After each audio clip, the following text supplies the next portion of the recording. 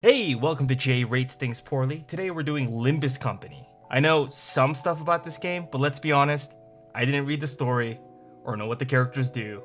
I was just told Honglu was broken and I abused them until I couldn't anymore and then uninstalled. Therefore, Lennople will pull me through the ringer and teach me all about rating Limbus Company characters. How's it going, Lennople? Hey, you're ready to see a lot of text and be really confused? I mean, there's a lot of that. I did sit with Strayson way back when he was making content for Limbus Company, where he's like, does this make sense? And I was like, I think it does. So I've tried my best to condense each character down to their fundamental aspects and present those, and we're gonna like skip through a lot of extra fluff that sometimes matters but sometimes doesn't. At the end of this, how this is gonna go, I'm just gonna give you a quick rundown. I'm gonna present you a character, and then at the end of that, you can ask me any questions you want, anything, and then at the end, give me a rating out of 0 to 5, and then we'll see how close you are. And if you're close enough, I'll give you a point. Let's do it.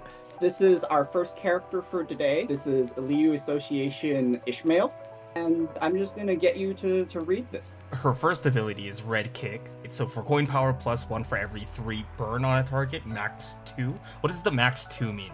Does that mean like you can add more burn? So you see how it's like it's +1 coin power for every 3 burn. Oh, so you get +2. Power, you can only max out at +2 because you can go up to 99 burn, and if you could go up to 99 burn, you're adding like 30 coin power. That's bro. Okay, yeah. Coin power +1 for every 6 burn on a target, max 2.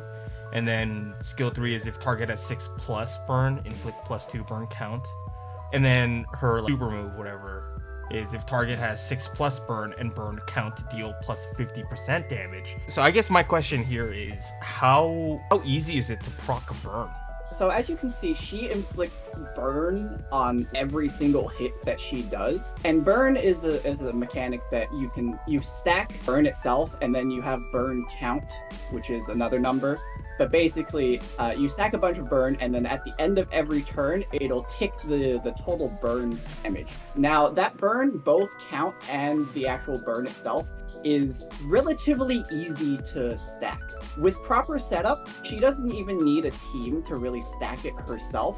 She's just able to go at it and pretty consistently reach the requirements for her skill power-ups. All right, second question is this a character you like using? I've used this character a couple times. I don't use the burn team too much. See, I'm metagaming a little bit, because if it's a character you like using, they're either really mediocre or really bad, but you somehow make it work.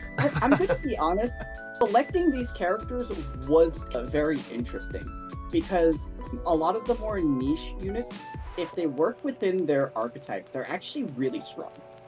Okay, but I feel like just being standalone good makes her around a 3 or a 4, I feel like. So I'm gonna say 4. I'm gonna be a little generous. I feel like she's a 4 or 5 character. You're spot on with that one. I'm spot on. I give her 4 out of 4.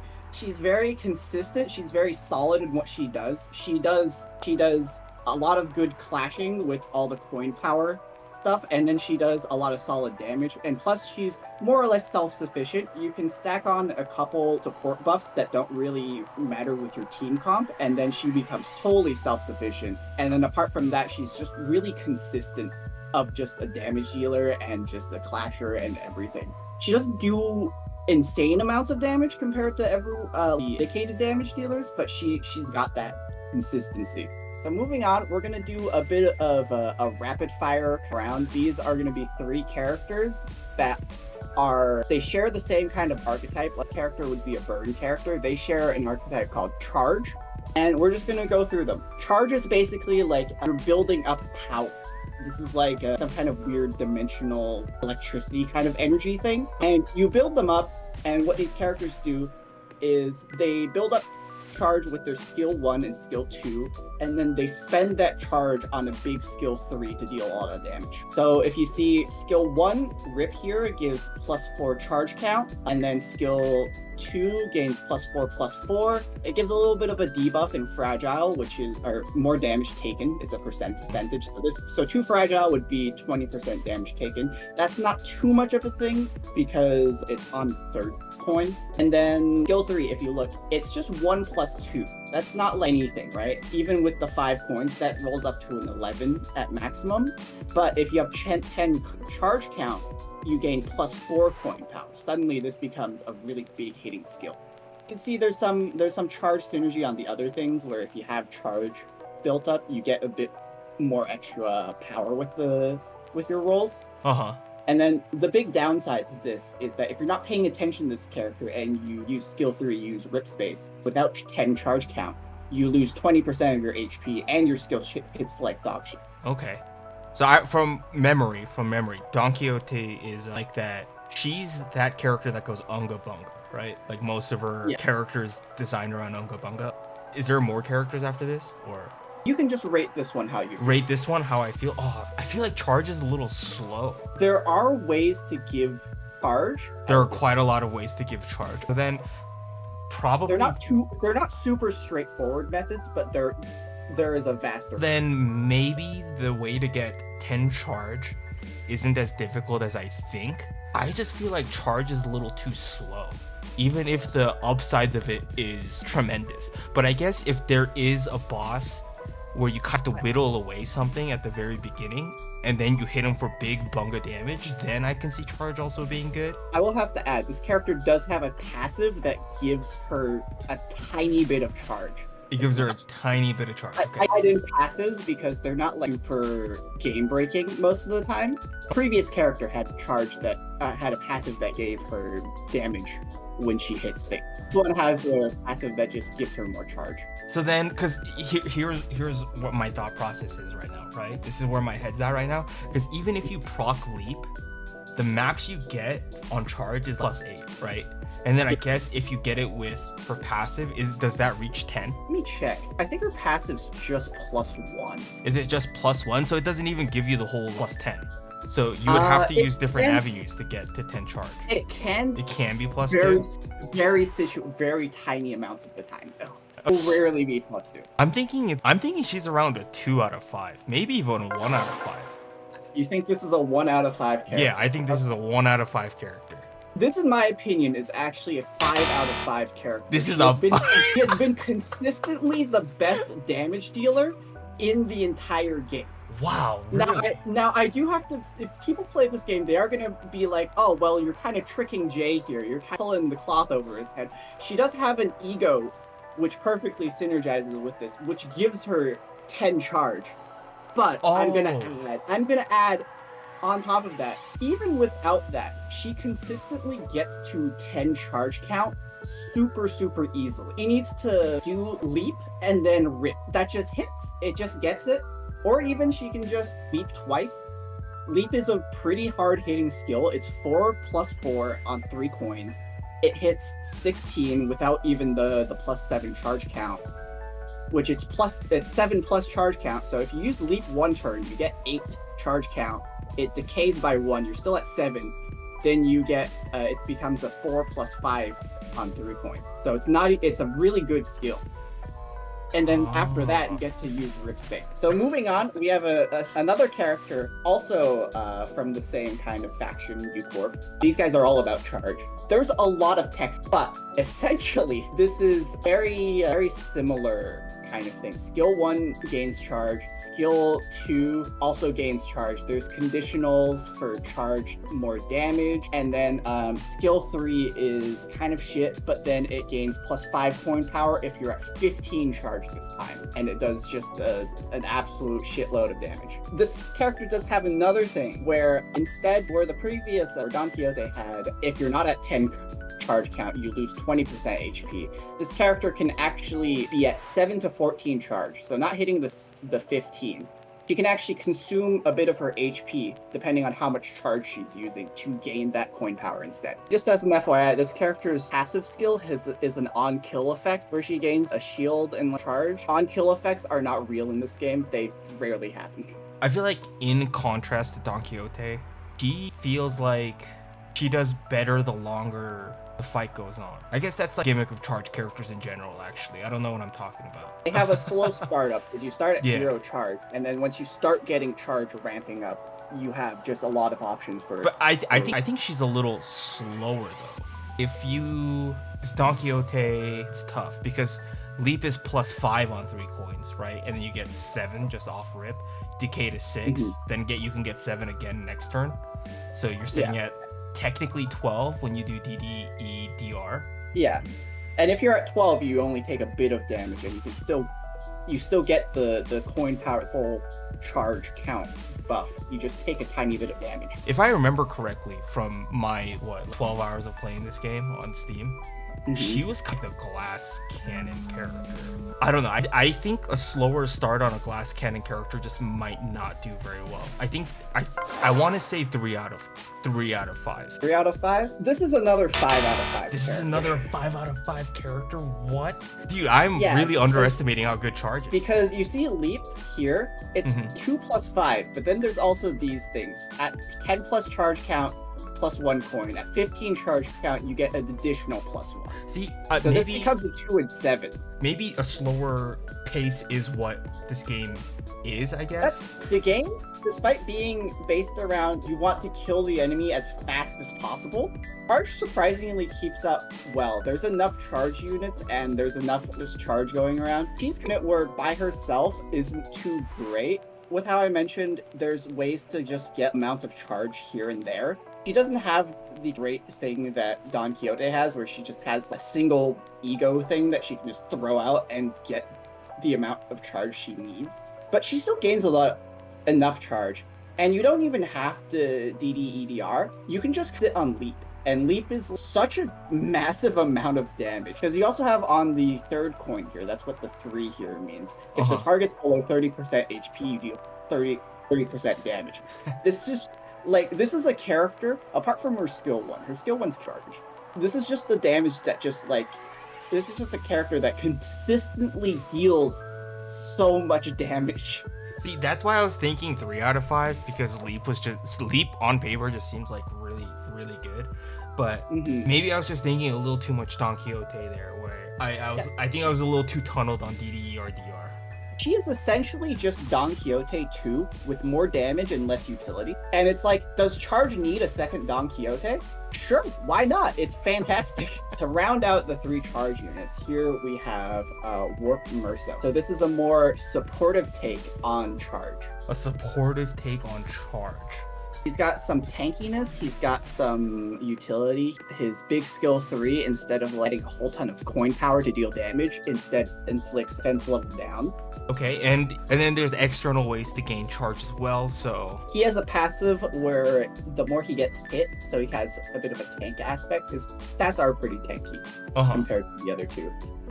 When he gets hit, he gains additional charge every time he gets hit. Whereas Don Quixote and what's her name, Ryoushu, whereas they got charge on their second skill, it looks like this guy only gets it on his first skill. So I guess his whole gimmick is that he wants to be taking a lot of damage, but I guess it depends on how aggro works in this game. So if he's the only one getting hit, then I can see energy current, especially paired with all the other charge characters just being able to deal just way too much damage. I can see this being really good. He's also, I didn't really bring up speed, but you mentioned how aggro works. Aggro works kind of strangely, but if you're faster than the enemy, you can redirect their attack. If you're faster than them, you can take aggro from them, and he's one of the faster characters on the charge roster. So then I guess if there's like 5 units, right, they all attack him, then he gets 5 charge just pretty instantly. But then I guess you need about 8 charge to get the full maximum greed on energy current, but realistically that isn't happening. Or I guess it could happen, depending on sanity. If he gets 5, say there's 5 enemies, they all attack him, he gets the 5 charge, and then say there's alternate ways to get it, around 8, then he can pretty much just get the full energy current damage off. So I think he's a little bit more gimmicky, I guess, than the other 2 charge characters, but I can see how he fits into the composition as tank utility that allows the other 2 to deal more damage. I don't think he's a 5 out of 5 like the other 2. I also don't think he's a 4 out of 5. I feel like he's a little too gimmicky. I'm gonna say 3 out of 5 then. 3 out of 5? Okay. Yeah. So for me, this character is a 1 out of 5. The properly identify it, that skill 1 Rip is his only way to generate charge count, other than his passive to take damage. He does have more tanky aspects. He staggers less, and he has more HP than the other charge units. However, that's not enough for him to get to be taking 5 attacks each turn. He's still gonna die off of that. Oh, he's not as tanky as I thought he was. Even if you are taking 5 attacks each turn, his charge generation isn't that great. He's still only getting so much charge, and he needs to spend so much of it on his skill 2 and his skill 3 to be outputting his debuffs. I did so well for Ishmael, and then it's only been downhill since. It's okay, we're done with charge now. You never have to look at charge again. Next up, we're throwing you a bit of curve. So this is what we call a negative coin character. This is the one who shall grip Sinclair. He's the guy in the front here. The one in the back is Faust. There's more reasons for that. I won't get into that. Okay. But essentially, he has, if you notice, he has negative coin power. So what you actually want with this character is you don't want to roll heads. You want to be rolling tails. So you're not hitting well the -4 on this. So you want to be losing sanity then. All of the skills has on use lose SP, which is sanity. But you don't want to. There is also a risk of going too low into sanity. If you go to -45, like how crazy, and they just throw out their egos at random, and that can actually kill your other characters. Yeah, I've seen that in my limited time playing this game, where because what I did is just auto and then hope for the best, and sometimes it wasn't the best. So design wise, this is a character where to maximize his output, you want to balance his SP. If he has too much SP, which characters naturally get by like winning clashes and killing people and stuff like that, then he's not going to roll anything at all. If he hits all heads with skill 2 or skill 3, they literally roll 0. He does 0 damage. That makes sense. But you also don't want to go too far in the negative so that he's going crazy and hitting all your units. Is this part of a group of units as well? Yeah, this is part of Corp, which they have. See, there's a lot of things that says if this unit is Fanatic, right? Fanatic is a buff that works with the Corp debuff called Nails. It's not on this character, but he synergizes off of it. So you can build a team around balancing the -45. Now, yeah, and then this character in the back, Faust, actually helps manage sanity as well. She'll give sanity to Sinclair. So they work well on a team. So they're supposed to work with each other. She can give him Fanatic as well as give him SP. See, on paper, this looks really insane, especially if there are ways to manage the SP. I think in short encounters, this is probably really, really good. I think maybe it's better in longer encounters because you can lose all your sanity and then just cover in that range even if you do win. So maybe when I'm considering, actually, the more I think about it, this doesn't seem bad. I think so. Okay, tell me, when you get into the first encounter, you start with positive sanity, right? Is there a way to just instantly bring them into the negatives? If he wasn't, so there's a couple things, especially most of the end game is like continual battles. So you'll do one after another, and in those, apart from the times where it resets you for like heal, you will keep the sanity from the last fight to the next one. So if you end a fight at 45 positive sanity, then you'll stay at that. If you end a fight at 40 negative sanity, then you'll have that upon entering the next fight. Because whereas I feel like charge, you can just click their skill 2 and just be like good to go off rip. This one does feel like it needs a little bit more setup. I feel like this is one of those units that were probably really good at the start of the game, but then fell off as time went on. That's my thought process at this moment. Okay. I want to say, I think if I was to rate it out of 5, he's still probably usable. Especially, I guess it depends on how good Faust is with Sinclair, right? I will just say, Faust is a really good support unit. If I didn't have Faust, I think Sinclair would be a 2 out of 5. But if I had Faust, maybe a 4 out of 5, 3 out of 5. Well, give me the total rating. 1 rating for the entire. On paper, it seems so good, but I feel like I'm missing something here. I'm gonna say, with proper support, I'm gonna say this is a 4 out of 5 character. So you're slightly off here. Interesting. I think this character is another 5 out of 5 character. He just works. He works great with Faust, but he actually doesn't need Faust. He by himself is just an amazing unit. You can just throw at things and he does so much damage. It is absolutely insane. Huh. So the thing you're kind of missing is that if we go back to if we go back to Rip Space here, right? Rip Space is 1 + 6, right? But the coins roll individually, not all at once. So each of these coins is going to be an attack. So it'll go 7, 13, 19, and onwards. And that's the amount of damage. For his, let's say his skill 3 is at 16, right? If he doesn't roll any heads, it's 16, 16, 16, 16. He doesn't ramp up his damage. He just does his damage. As well as his sanity thing is that before this character came out, we speculated that, oh, it's going to be pretty difficult to manage his sanity. We had Faust already, so we were like, oh, Faust works well. We're going to have trouble keeping him either at low SP or at high SP. If he's at high SP, then he's not rolling well. If he's at low SP, then he's going to like crazy and corrode. Turns out, you don't really even care if he's at low SP. If he corrodes, you just deal with it. If you just luck out and you just hit all tails, that's 400, 300 damage off the rip on like a boss. And most bosses only have 2,000 health at this point. So you're just chunking it. So he's low risk, all reward. We thought he was going to be a high risk, high reward, high management character, but he ended up just being this guy that you can just throw and he just steamrolls every single fight. All right, so now we're going on to a bit more of a complicated character.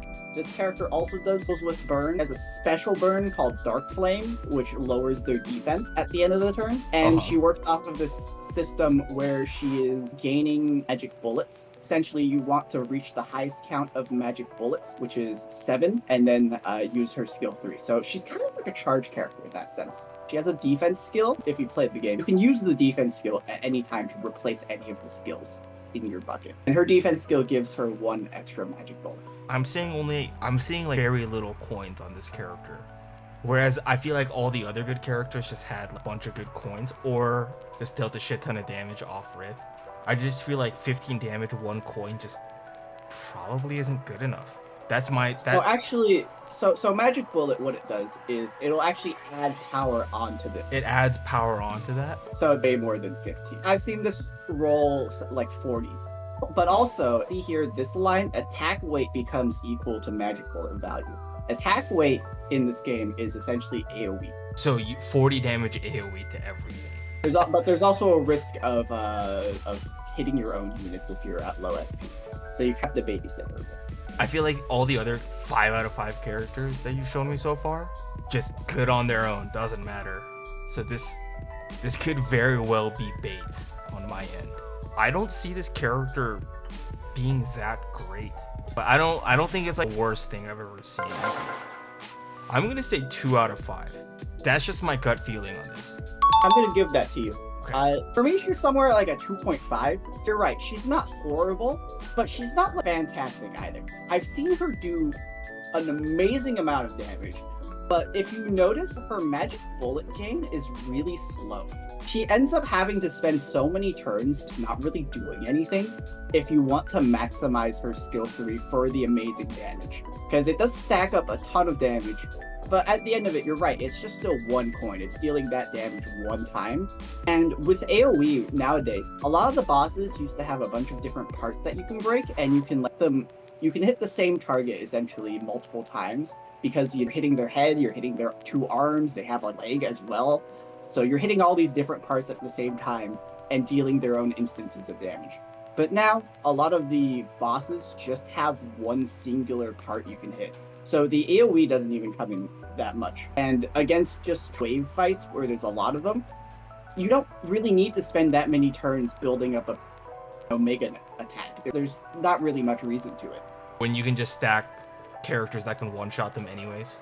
And she also has to be in a burn team because she works a lot off of burn. There's like burn power, there's coin power off of burn. Her final skill does more damage for each bit of burn.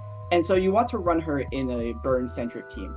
However, she doesn't even offer anything really back in return to burn. She doesn't actually inflict any burn herself. She only inflicts her special burn, Dark Flame. Good, but it doesn't help. It doesn't help your game plan of getting more burn. She looks like a fun unit, especially when you get the dream scenario, like 360 no-scope shot in Call of Duty type clip and you show it to your friends, get that like temporary high, and then you never do it again. I've seen her do 1,000 damage, and it's kind of crazy. You're But logging anytime, out. You're like, dude, you're check this out. You're building it for so long that it's just not worth it. You're stalling 70 turns. Dude, check this out. 1,000 damage, and then that's it. They'll never do it again. It's not applicable anywhere else. And then once more, our last unit. This is basically the only other pure negative coin character in the game. Ooh, Sun Shower. This is Sun Shower Heathcliff. Because I know the other. I think I know the other Sun Shower character, or I think it's Sun Shower. There's the Sun Shower Ego, which is really good. Is it the Ego? The other two, there are two other Sun Showers, and those are like egos. This is an identity that's using an ego. It's a bit. I will say the way this character works, I didn't put it on because it's really it's like a lot of text and it doesn't really make too much sense. But his passive essentially is that all of his stuff gives him sinking here, and his passive will take that sinking and actually lower his SP. So unlike Sinclair, where his SP count comes from the skill itself, he has a passive that works around. And also sinking is this debuff that every time someone hits you, you take SP damage instead of actual damage. Bonus SP damage on top of the damage you're already taking. So if you have 6 sinking, 3 count, for the next 3 hits, essentially, you're getting minus 6 SP. Minus 6 SP per hit, right? So, Per hit. so if they hit you 3 times, you get minus 18. You don't want to be hitting 45, right? So if there's ways to manage SP, then this character's just really good, no? In terms of like port. So paralyze, I'm assuming that just stuns them for a turn. That makes it so that the next it only affects 1 coin. It makes it so that the next coin they do just is a 0. So if the coin's like a plus 10, regardless of what they roll, it's gonna be a 0. What does Tremor Burst do? Tremor Burst is a whole different set of debuffs that doesn't really work with him at all. I honestly don't know why he has this other than for flavor. You don't have to worry about that. So I don't think what was the one that grips? Yeah. I don't think he's as insane as that one in terms of negative coin. But I don't think this one's that bad, especially if if he hits minus 45, you just take it. I can see you just taking it too, because what is it, when below minus 15 SP, final power plus 3, final power plus 2, like, so it's plus 3 plus 2, so that's a plus 5, so this becomes a 15. So that becomes 15. I don't see how this is bad, but I don't think it's as good though. So I want to say, so I'm assuming you'd stick him on a rupture team too, right? I'll actually stick him on a sinking team. On a sinking team, okay. So then the rupture just becomes like bonus. It's another one of those. Just one of those bonus. It's rupture without count. If you play the game, you know what that means. It doesn't stack very well. So you just deal the extra 6, I guess. Dang, I just feel like you're 15 with 4 coins. So that's 60 with rupture on 2 and 3. So you just hit for 66. So you would deal, so if you're at 15, 20% of that is, I can't math right now, 3. So you deal 18 more damage. So you deal 69 damage there on skill 2. Okay, so with sinking, so can you explain to me, does sinking give buffs or anything? Is it debuff? It's a debuff that works like rupture, but instead of taking damage, you take SP damage. And that's all it does? And so really all it does. Is there a character that buff damage based on how much more sinking you have, or no? There's a character that can eat all of your sinking to deal a shit ton of damage. That can eat all the sinking to do a shit ton of damage. And I guess you would lose the spend 5 sinking to deal. Oh, that's actually damage. That one is actually, it's weird because it's not spend 5 sinking on the enemy. It spends 5 sinking on himself. But if the other character just fucking sucks up all the sinking to deal. Well, no, the other character would suck up the sinking from the enemy. Oh, from the enemy. He actually debuffs himself with sinking as well, and there's not really many interactions with self-sinking debuff other than his passive. His passive adds on to that, a lot of that generation. Okay, so this just seems painfully average to me. I think this feels like a 3 out of 5 character. I think that's my final verdict. I think this is a 3 out of 5 character. But hold on. But Sunshower, if I fucking go into my memory palace here, I've heard Sunshower somewhere before, and I'm pretty sure that thing's fucking broken. But it was on a different character. Oh man. Oh dang it. I think I just have to go. My gut feeling has proved me wrong throughout this entire recording session, but I'm just gonna say it's a 3 out of 5 character. I'm sorry to break the news to you, but you're right about your gut feeling. This is a 1 out of 5 character. This is a 1 out of 5? Oh dang it. This is one of the most useless and sad characters. There's a nickname in the community. We call him Potential Man. Potential Man? When you look at it, he has the potential to be as amazing as Sinclair. That's what I was looking at, but it doesn't seem as good. So I put him at 3 out of 5. But it just ends up being, right, like he doesn't generate enough kind of negative SP, and he needs to get hit to do that. Skill 1 is literally made to lose clashes, which is not a fantastic mechanic. He covers from the same thing as Warp Meursault did, where to get him going, you need to get hit, but he doesn't have any kind of tankiness that would like help him tank hits.